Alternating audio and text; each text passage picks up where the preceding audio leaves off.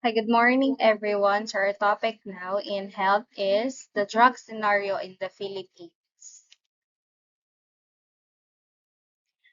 Okay, so based on news headline, ito ay report noong 2019.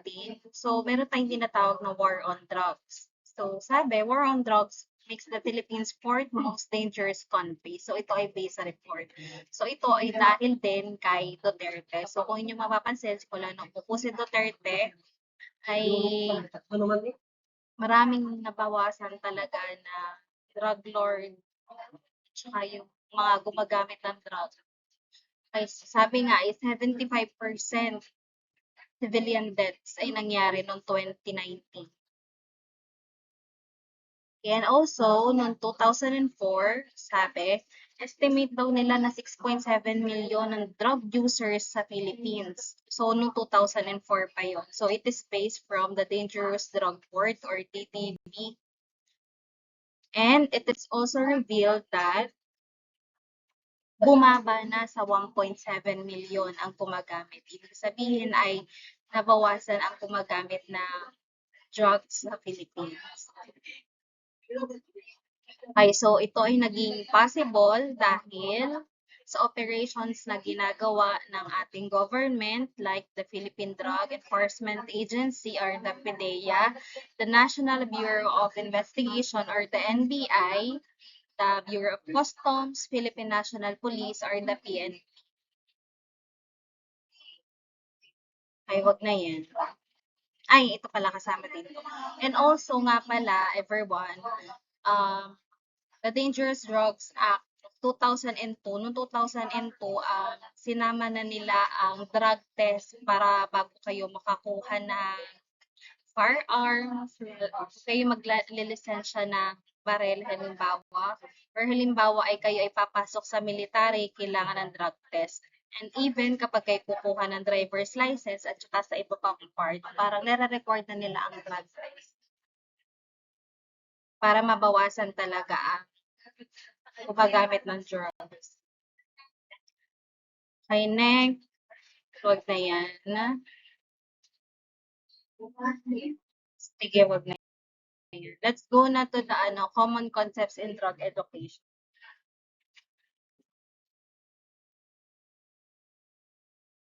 Okay, first, what is drugs ba? Drugs are any substances or chemicals which when taken into the body either through nasal, oral, transdermal, or intravenous way have psychological, emotional, and behavioral effects on a person. Ibig sabihin, ang drugs, guys, is anything that na ating tinetake sa ating katawan. So, ang drugs ay hindi naman kapag sinabing drugs ay masama. So, ang drugs ay pwede ding gamot. Ginagamit naman talaga siya as gamot.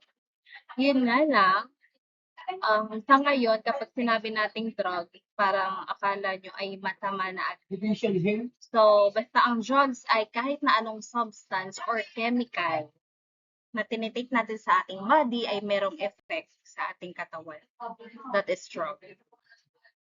Okay, so these are the different types of drugs first. We have drugs of abuse. So itong drugs of abuse, drugs that are commonly abused by users. So ang drug of abuse ay tawag daw sa mga drugs na inaabuso ng mga gumagamit nito. Ang halimbawa ay shabu, marijuana, and inhalant.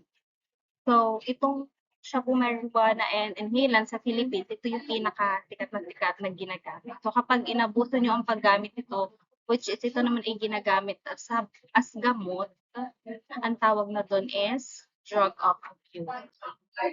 Next, ang drug dependence naman, everyone, is, sabi, is a cluster of physiological behavior and cognitive phenomena of variable intensity. Ibig sabihin, ang drug dependence ay halimbawa, parang hindi mo na kayang mabuhay ng wala kang drug. Ikaw ay nakadepende na doon, sa gamot na yon. So, halimbawa ay ikaw ay nararamdamang sakit. Masakit ang katawan, gano'n. So, hindi pwedeng hindi ka iinom ng gamot. Kailangan talaga iinom ka, gano'n. So, ang tawag doon ay drug dependent. Kumbaga sabi diyan, you are creating a strong desire to take the substance. Parang kailangan ko talagang inumin 'tong gamot na 'yun, parang gano'n. So, ang tawag na do'n ay drug dependent. Parang sa Tagalog na dependent, nakadepende ka na sa pag-inom ng drug. Kahit minsan hindi na naman dapat. Next, drug misuse. Sabi, it is the use of a substance incoherent or inconsistent with the prescribed dosage. Ibig sabihin ng drug misuse is mali mong paggamit ng drug.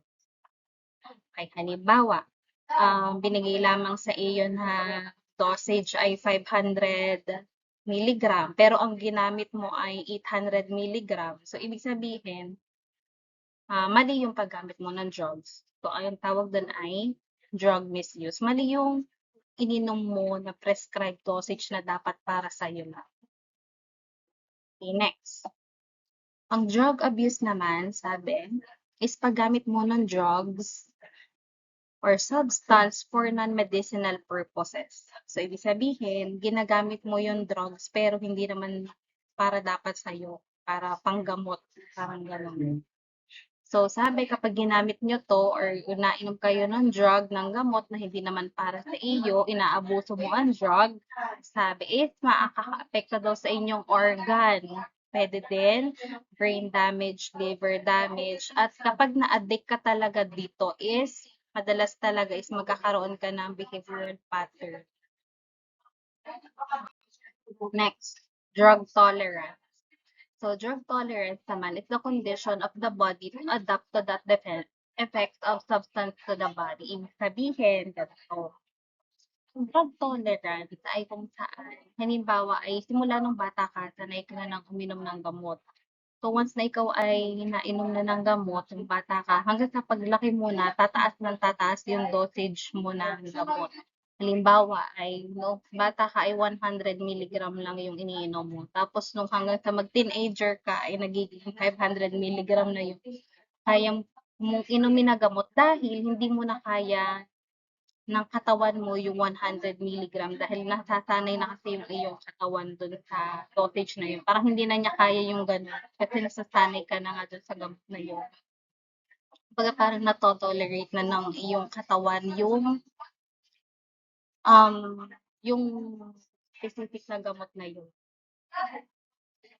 Yan. So, sabi dito, thus require an even larger amount of the substance kasi hindi na nga gumagana sa'yo. Halimbawa, kapag nag-iinom, di ka sa una kapag nag-inom ng alak ay parang, ano lang, parang nahihilo ka kaagad. Pero kapag matagal kang nag-iinom na, di ka parang ang mangyayari ay nato-tolerate ka na, parang kaya mo nang i-hold yung alak. So, hanggang sa kaya mo ng madaming inumin na alak at hindi ka pa rin mahihilo. Yun. So, ang tawag din doon ay drug tolerance. Okay, that's all. So, magsasend na lang ako sa inyo ng activity sa sunod. Okay, that's all.